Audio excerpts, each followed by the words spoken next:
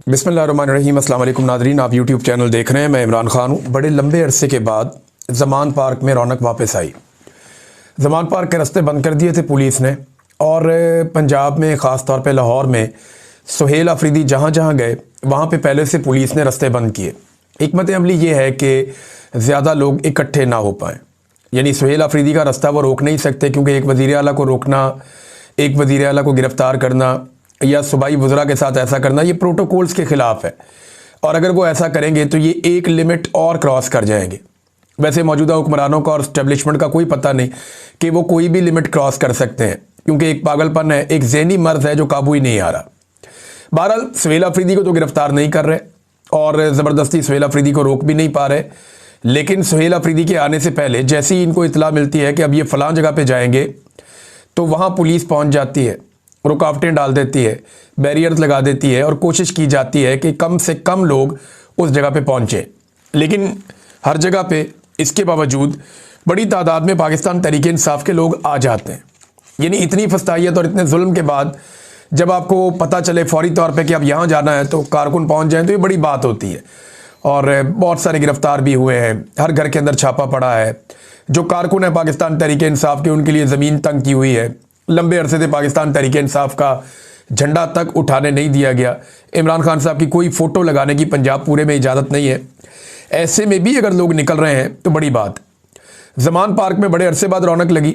ये सुहेल अफरीदी साहब गए, रुकावटें फिर हट गई। जब वो पहुँचे तो उनसे पहले कारकुनों ने रुकावटें हटा दी, पुलिस वगैरह को हटाया वहाँ से।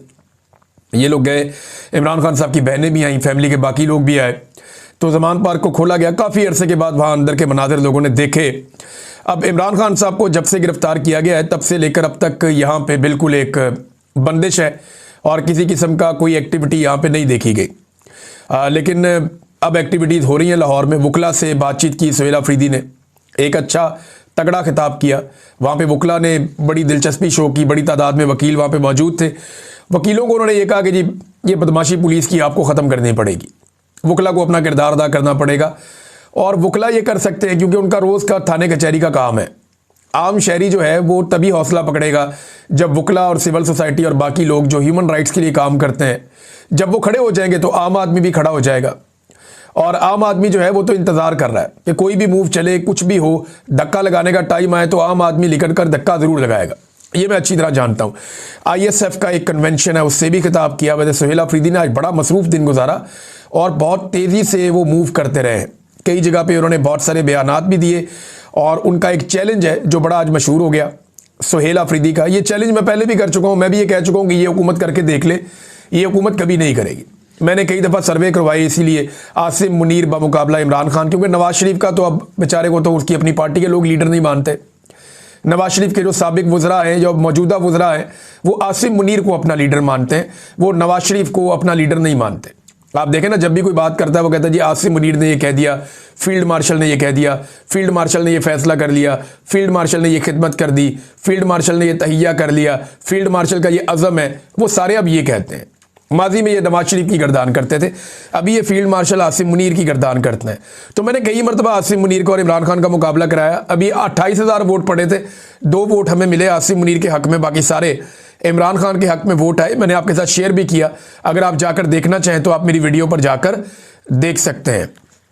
ISF से भी उन्होंने खिताब किया। यास्मीन राशिद साहबा के घर में गए, जो सुहेल अफरीदी साहब है, इजाज़ चौधरी साहब के घर में गए, महमूद रशीद साहब के गए, ज़िले शाह का सुना है कि वहाँ पे, और दीगर जो असीरान हैं उनसे भी उन्होंने मुलाकातें की। जो लोग कहते काट के आए उनसे भी, जो उनकी फैमिलीज़ हैं उनसे भी मुलाकातें की। सनम जावेद और फलक जावेद के घर के बाहर बहुत बड़ी तादाद में पुलिस पहुँच गई।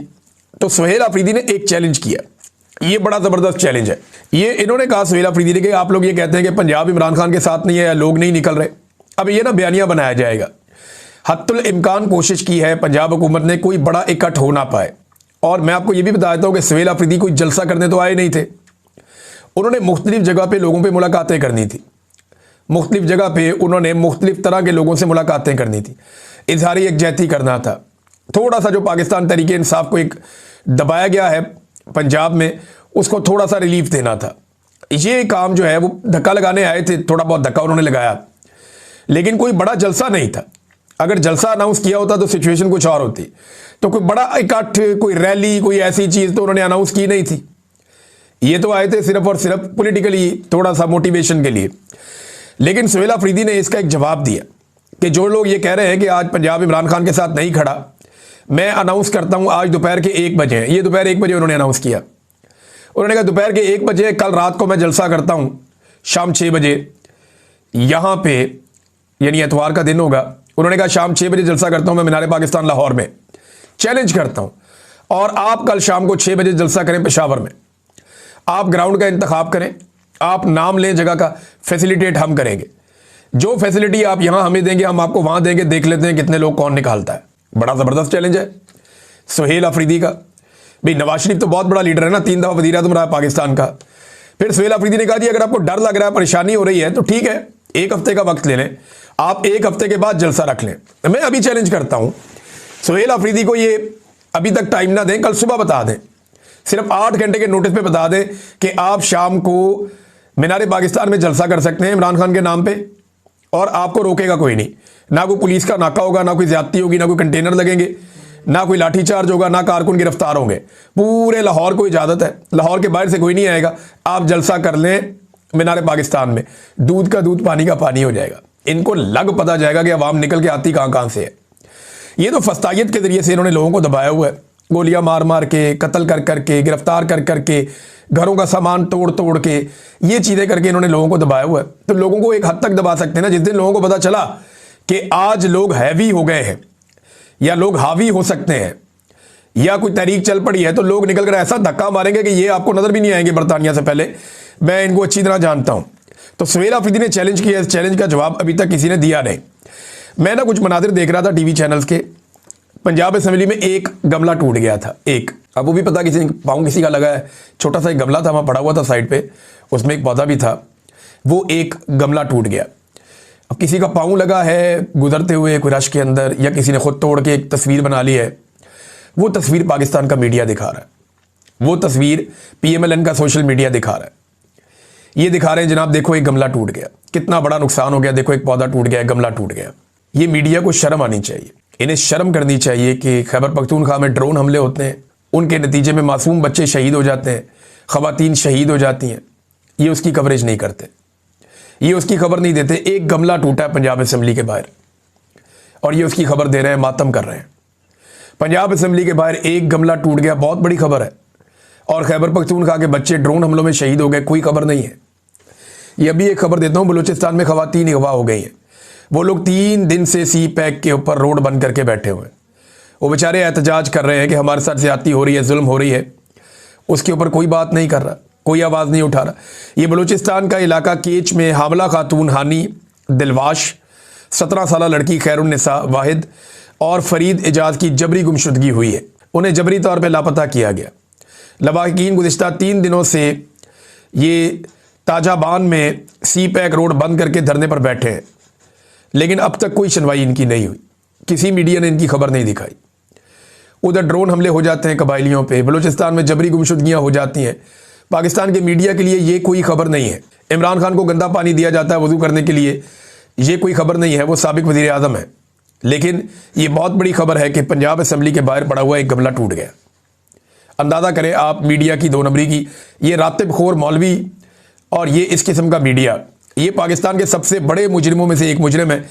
इन्होंने हमेशा पाकिस्तान की एस्टेब्लिशमेंट को गंदे कामों में सपोर्ट किया है और अब तक लगातार गंदे कामों में ये सपोर्ट करते चले आ रहे हैं। अब मुज़ाकरात के हवाले से हुकूमत ने जो ऑफ़र दी, उसके बाद पाकिस्तान तहरीक इंसाफ ने, क्योंकि इमरान खान की बहनों ने कहा कि 4 नवंबर को और 2 दिसंबर को इमरान खान ने वाज़े पैगाम दिया था कि PTI बतौर जमात फॉर्म 47 की जाली हुकूमत से किसी किस्म के कोई मुज़ाकरात नहीं करेगी।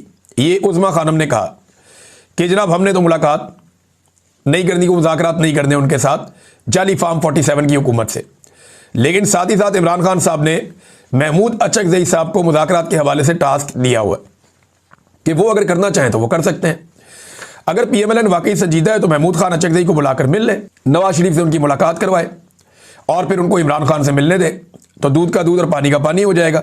लेकिन इनकी नीयत नहीं है। इन्होंने अखबारों में खबरें छपवाई हैं, अंसार अब्बासी साहब ने खबर छापी है कि जनाब हुकूमत ने ये कहा है जनाब मुज़ाकरात तो हम करेंगे, लेकिन 8 फरवरी 2024 के इलेक्शन पे कोई बात नहीं होगी। और पाकिस्तान की तारीख की सबसे बड़ी डकैती है, पाकिस्तान की तारीख का सबसे बड़ा धांधला है। ऐसी धांधली तो जब पाकिस्तान दो टुकड़े हुआ था, मशरकी पाकिस्तान अलग हो गया था, उस वक्त भी इस बड़े पैमाने पर धांधली नहीं की गई थी जिस बड़े पैमाने पर धांधली 8 फरवरी 2024 को की गई है। तो 8 फरवरी 2024 की धांधली के बाद जो जाली मैंडेट पे एक हुकूमत बनाई गई, एक तो उसके पास तो इख्तियार ही नहीं है कि वो मुज़ाकरात करे, उसका तो मैंडेट ही नहीं है। लेकिन अगर फिर भी मुज़ाकरात करने हैं तो वो कहते हैं जी कि इलेक्शन पे बात नहीं करनी, इलेक्शन के हवाले से कोई बात नहीं सुनी जाएगी और ना ही नए इलेक्शन करवाए जाएंगे। जबकि पाकिस्तान तहरीक इंसाफ की वादे शराइत में से, या जो तहरीक तहफ़्फ़ुज़ आईन पाकिस्तान है उनकी जो वादे शराइत है उनमें से जो वाहिद शर्त है वो यही है कि नए इलेक्शन करवाएं, आप इलेक्शन कमिश्नर को तब्दील करें, नए इलेक्शन करवाएं और आ जाएं आईन के ऊपर बात करने बैठ के। तो मुझे नहीं लगता कि ये हुकूमत ऐसा करेगी। नजम सेठी ने भी ये कहा, हुकूमत के जितने करीबी लोग हैं वो बड़ा वजाहत के साथ ये कह रहे हैं हमें मुज़ाकरात इस वक्त सूट नहीं करते, क्योंकि अगर हुकूमत ने मुज़ाकरात किए तो जाली इलेक्शन पे भी बात होगी, एस्टेब्लिशमेंट के घटिया किरदार के ऊपर भी बात होगी कि ये किरदार ख़त्म किया जाए, ये किरदार बंद किया जाए और एस्टेब्लिशमेंट अपनी आइनी हदूद में वापस जाए। अब ये चीज़ें मौजूदा हुकूमत को सूट नहीं करती हैं और ना ही आसिम मुनीर को सूट करती हैं। तो आसिम मुनीर इनको इजाज़त नहीं देंगे मुज़ाकरात की और ये मुज़ाकरात करेंगे नहीं। और मैं कई मरतबा ये कह चुका हूँ, आज फिर ये कह देता हूँ कि आसिम मुनीर जब तक मौजूद है अपनी सीट पे, इमरान खान को कभी बाहर नहीं आने देंगे और पाकिस्तान तहरीक इंसाफ के लिए कभी भी वो हालात को नॉर्मल नहीं होने देंगे।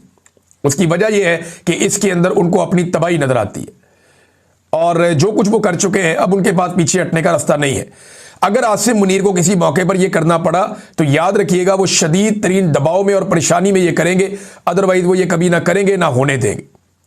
लिहाजा पाकिस्तान के बाहर से ओवरसीज पाकिस्तानी, सोशल मीडिया और जितनी भी इंसानी हकूक़ की तंजीमें हैं वो अपना दबाव बनाएं और पाकिस्तान के अंदर से एक अवामी तहरीक जो बड़ी और तगड़ी हो वो खड़ी की जाए। तो आसिम मुनीर साहब से ये ज़बरदस्ती काम करवाया जा सकता है, अदरवाइज वो कभी भी ये काम नहीं करेंगे। नाज़रीन, ये तो है मुज़ाकरात का मामला। अब मुज़ाकरात हमेशा हुकूमत तब ऑफर करती है जब तहरीक का टाइम आता है। अभी 1-1.5 महीने जो है, 1.5-2 महीने, ये वो टाइम है जब आप तहरीक की तैयारी करते हैं। फरवरी के एंड में या मार्च में हमेशा तहरीक चलती है। तो अब ये 1.5-2 महीने में हुकूमत मुज़ाकरात में एंगेज करना चाहती है ताकि लोग कन्फ्यूज हो जाएंगे जी मुज़ाकरात चल रहे हैं तो हमें तहरीक बनाने की क्या ज़रूरत है। लेकिन एक तहरीक पाकिस्तान तहरीक इंसाफ के ज़िम्मे लगी है। अब देखना यह है कि सुहेल आफरीदी और उनके साथी जो स्ट्रीट मूवमेंट है उसकी टेक्निकलिटीज में कैसे जाते हैं। याद रखिएगा कि अभी तक वो जो कर रहे हैं ये ऑप्टिक्स हैं, ये एक मोटिवेशन है, ये पाकिस्तान तहरीक इंसाफ को ऑक्सीजन देने के मुतरादिफ है। लेकिन जो स्ट्रीट मूवमेंट होती है वो बिल्कुल एक डिफरेंट चीज़ है। उसके लिए आपको हर आदमी को टच करना पड़ता है, हर गली में, मोहल्ले में, हर गली कूचे में, हर गांव में, बाजार में, हर यूनिवर्सिटी में, कॉलेज में, स्कूल में, हर दफ्तर में, इदारे, आपको हर जगह पे लोगों को टच करना पड़ता है, आपको अपना पैगाम पहुंचाना पड़ता है। और ये पैगाम पहुंचता है एक ऑक्टोपस के अंदाज में। ऑक्टोपस एक सिस्टम का नाम है, वैसे तो एक जानवर है, आप सब जानते हैं वो ऑक्टोपस है। उसका एक सर होता है, बहुत सारे पाँव होते हैं, तो वो आगे उसकी शाखें बढ़ती जाती हैं, बढ़ती जाती हैं, बढ़ती जाती हैं। तो इस तरीके से ये पैगाम फैलता है और जो पैगाम एक आदमी के पास से निकलता है वो हज़ारों लोग बाद में फैला रहे होते हैं और उसके बाद लाखों लोग फैला रहे होते हैं और करोड़ों लोगों तक वो पैगाम पहुंचता है। तो इस तरीके से ये एक जो स्ट्रीट मूवमेंट है वो बनती है। अब वो टेक्निकली जब बनेगी तो हम आपको रिपोर्ट करेंगे। नाज़रीन, यूएई के सरबराह शेख साहब जो है वो पाकिस्तान तशरीफ़ लाए, उनका निजी दौरा है, शिकार खेलने आए हैं वो और वो इंजॉय करेंगे। लेकिन पाकिस्तानी हुक्मरानों ने उसको एक ऑफिशियल दौरा बनाने की कोशिश की। अब खबर ये आ रही है कि यूएई ने अपने पैसे वापस मांग लिए। ये आप अंदाज़ा करें, इन्होंने पैसे देने यूएई के, पाकिस्तान की हुकूमत ने यूएई के पैसे रखे हुए हैं अपने पास, अपने बैंक के अंदर, क्योंकि ज़र मुबादला के ज़खायर में इनके पास तो पैसे है नहीं। तो इन्होंने दोस्त मुल्कों से लेकर, कुछ सऊदी अरब से लेकर रखे हुए हैं, कुछ चाइना से लेकर रखे हुए हैं, कुछ यूएई से लेकर रखे हुए हैं। तो यूएई ने अपने पैसे वापस मांगे कि जनाब साढ़े पैसे वापस करो। तो इस पर अब इसहाक डार साहब ने बताया जी कि पैसे तो हम वापस नहीं कर रहे, हमने उनसे दोबारा दरख्वास्त की है कि आप रोल ओवर कर दें, मेहरबानी करें। तो अब वो इस शर्त पे कर रहे हैं कि हम उन्हें शेयर्स दे रहे हैं अपने इदारों में, यानी जो पैसा यूएई ने पाकिस्तान के पास रखवाया था वो पैसा पाकिस्तान यूएई को वापस करने में नाकाम हो गया। अब उस पैसे के बदले में पाकिस्तान अपने असासे यूएई को दे रहा है। सादा बात यह है, जब भी कोई मुल्क आपको पैसा देता है तो वो इस बुनियाद पे देता है कि या तो आप उसका पैसा मुकर्ररा वक्त में वापस करेंगे और उसके ऊपर जो सूद बनता है वो भी आपने वापस देना होता है। लेकिन हमारे दोस्त ममालिक हैं तो मेहरबानी कर देते हैं, तो जो भी आपके पास पैसा रखवाता है वो पैसा आपने वापस करना होता है। अगर वो पैसा आप वापस नहीं करते तो आपकी सॉवरेन गारंटी होती है, फिर आपने उस पैसे के बदले में कोई ना कोई असासे उनको देने होते हैं। अब ये वो असासे देने का टाइम आ गया। इसहाक डार साहब कहते हैं जी फौजी फाउंडेशन के शेयर भी दिए जाएंगे और बाकी शेयर भी उन्हें दिए जाएंगे। ये जो पैसा यूएई का हमारे पास मौजूद है, पैसा तो हम वापस नहीं दे सकते, लेकिन अब पाकिस्तान के मुख्तलिफ इदारों में यूएई को शेयर्स दिए जाएंगे। मतलब ये है कि ये है इनकी टोटल डिप्लोमेसी, ये है इनकी टोटल खारजा पॉलिसी कि ये कह रहे थे कि बड़ा कामयाब दौरा हुआ, ये कहते हैं जी हमारे बड़े ज़बरदस्त ताल्लुकात हैं, वो अपने पैसे वापस मांगते हैं, ये उन्हें कहते हैं जी पैसे नहीं है, वो इन्हें कहते हैं जी पैसे नहीं है तो फिर कुछ दो हमें, तो इसके बदले में कहते हैं जी हमारे फलाने इदारे बहुत अच्छे चल रहे हैं, उसके अंदर आप मलकियत ले लें। तो अब ये जितने पैसे उनको देने थे उसके बदले में उनको कुछ और देंगे।